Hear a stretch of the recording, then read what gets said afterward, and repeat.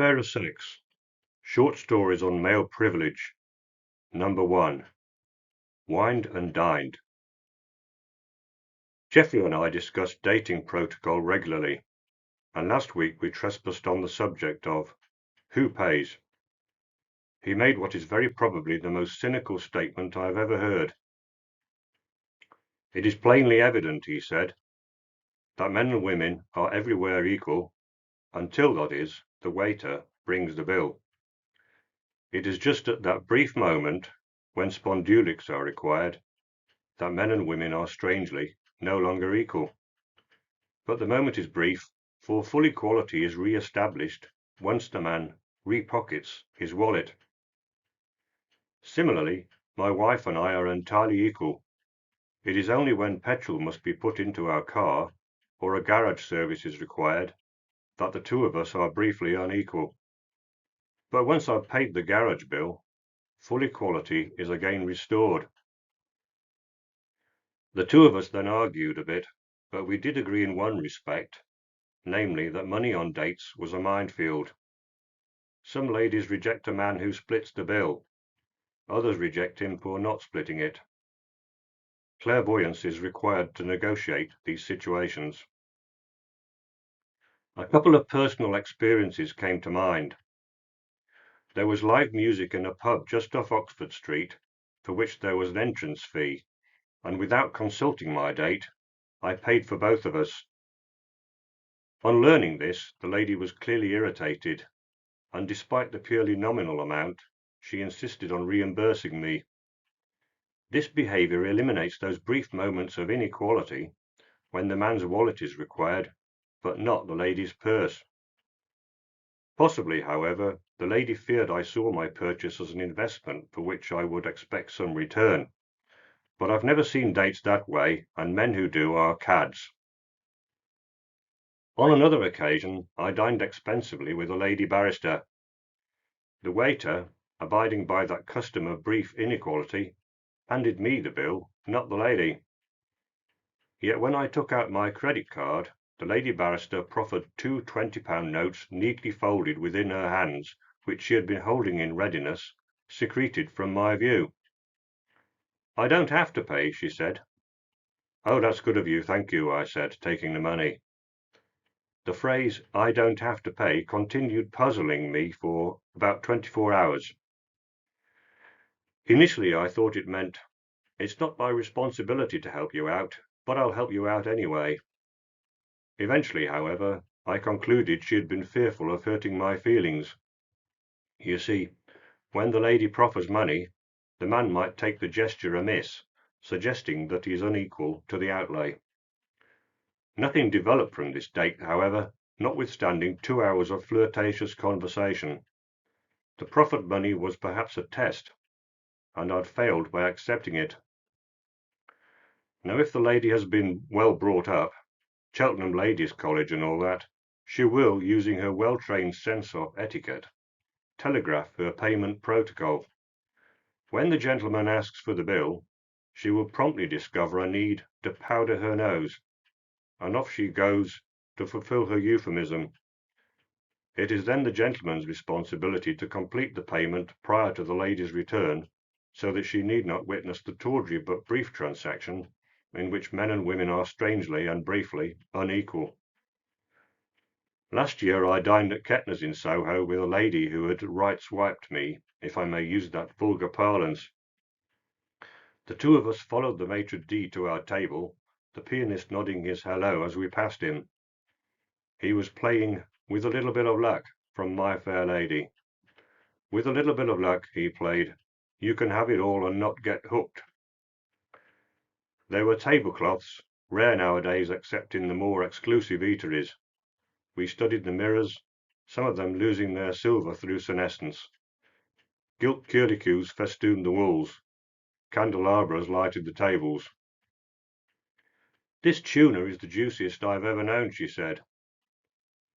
The waiter stepped forward, smiling an indulgent or complicit smile, sensing, as waiters so often do, that this was our first date, refilling our glasses while holding the bottle by its base, an awkward method, but oddly elegant.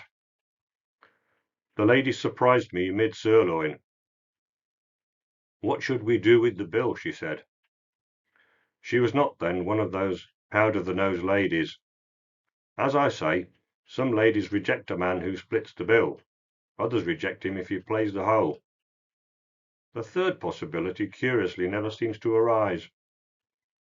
This is a sexual poker game. She might pay half without demur, but reject the man for not paying all. Or she might let the man pay all, then reject him for not paying half. Fortunately, I had just read Honey Money, The Power of Erotic Capital, by Catherine Hakim, the British sociologist, and so I was well armed. No longer need I second-guess the lady's payment policy. Rather, my approach was soundly based on human psychology. And so I replied to her question with, "The man should pay the whole amount, always." She smiled and said, "Some women wouldn't like that." "Yes, I know," I replied, "but probably they wouldn't be a very good match, so it doesn't bother me too much. The custom of the man paying is commonly thought to have emerged at a time when women earn nothing. That explanation is wrong. All relations between men and women boil down to a single and inescapable biological difference. A man can father 100 children, but a woman cannot have 100 babies. Consequently, if a man chooses a poor female partner, he can try again with another one readily enough. But if a woman chooses a poor male partner, she has already wasted on him a significant fraction of her reproductive life. Women, therefore, are a lot choosier about men than men are about women. They have to be. This behavior is entirely instinctive. The upshot is this. If you show a man 10 women he might meet, then he'll probably select 7 or 8. If you show a woman 10 men she might meet, then she'll probably select just 1 or 2.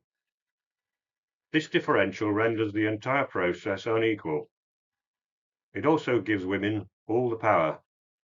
If any man insists on paying half, then plenty of other men will be prepared to pay the whole.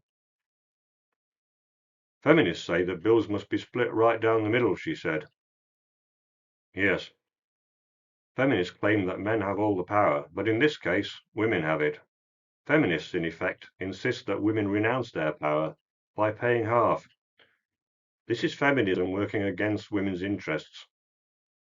Feminism also works against female instinct. You see, when a man pays the bill, he's demonstrating that he has surplus resources that can provide for a family.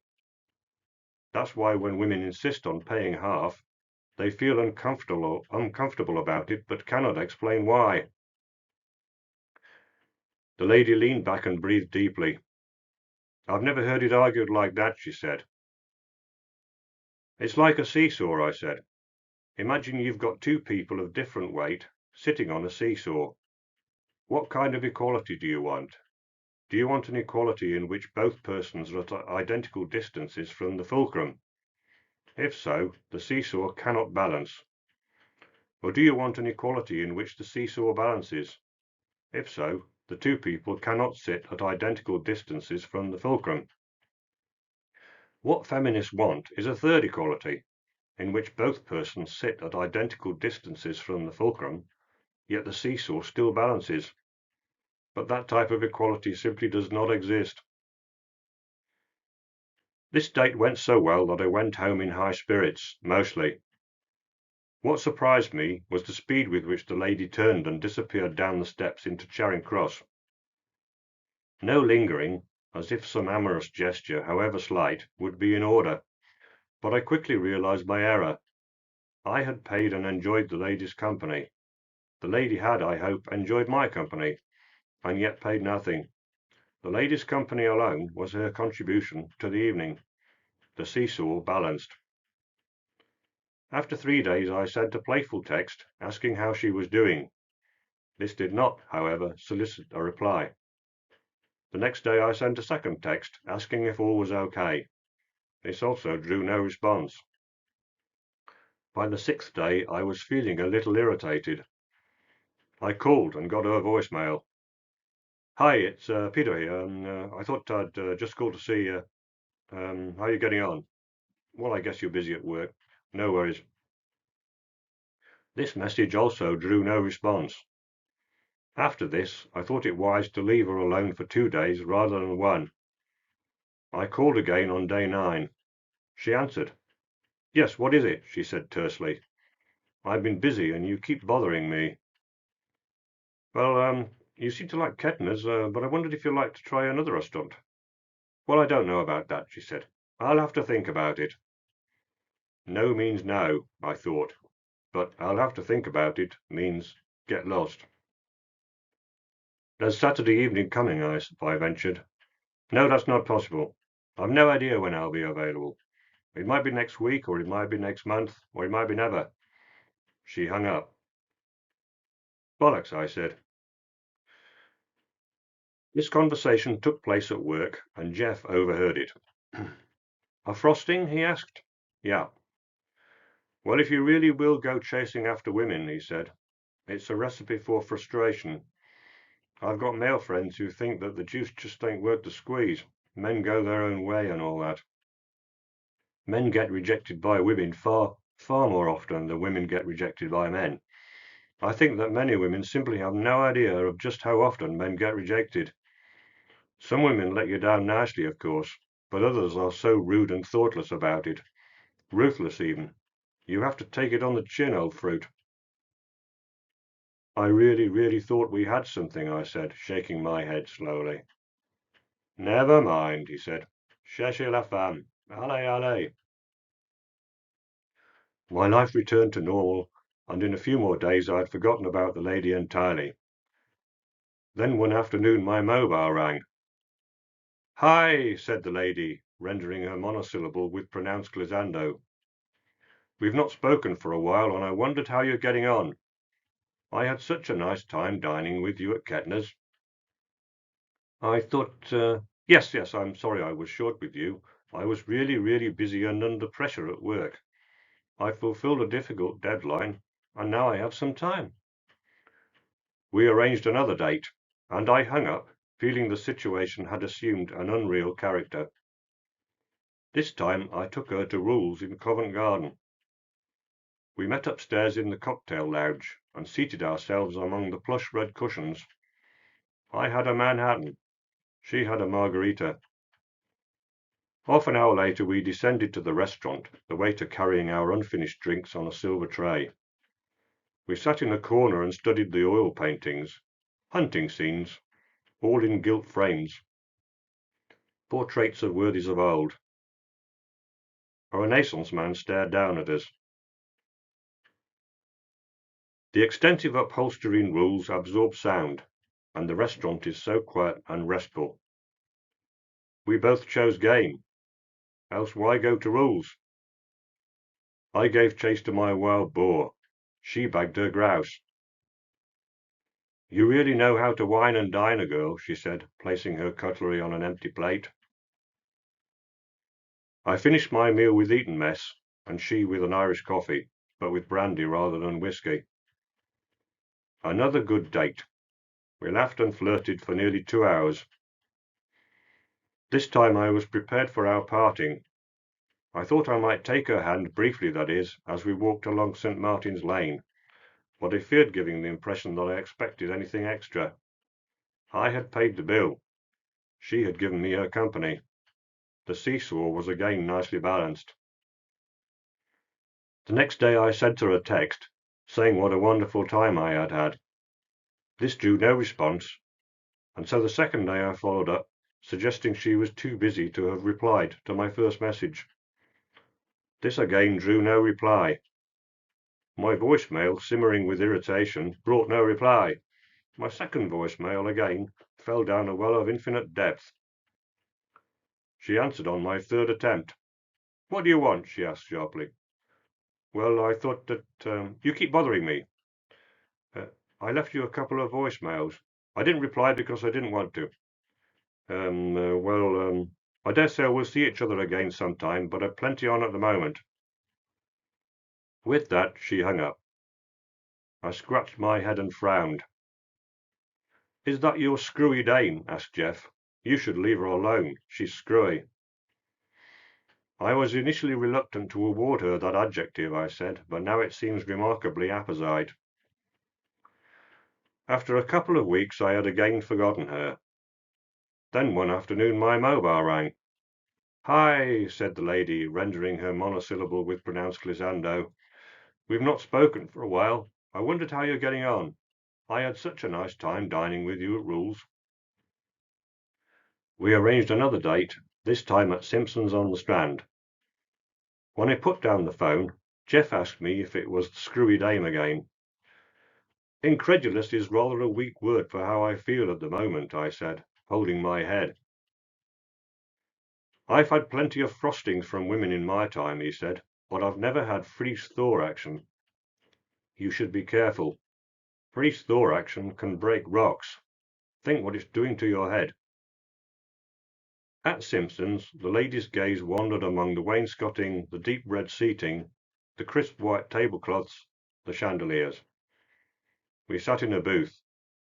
It was silver service, the waiter in that deft manner, using fork and spoon in one hand, dispensed the broccoli, the baby carrots, the potatoes. Another sirloin for me, a lemon sole for the lady. When the waiter took the dessert things away, he asked if there was anything else. "I'll have a bourbon. Anyone will do," I said. "Madame will have a cognac." She smiled at me and placed her hand briefly on mine. This was the evening.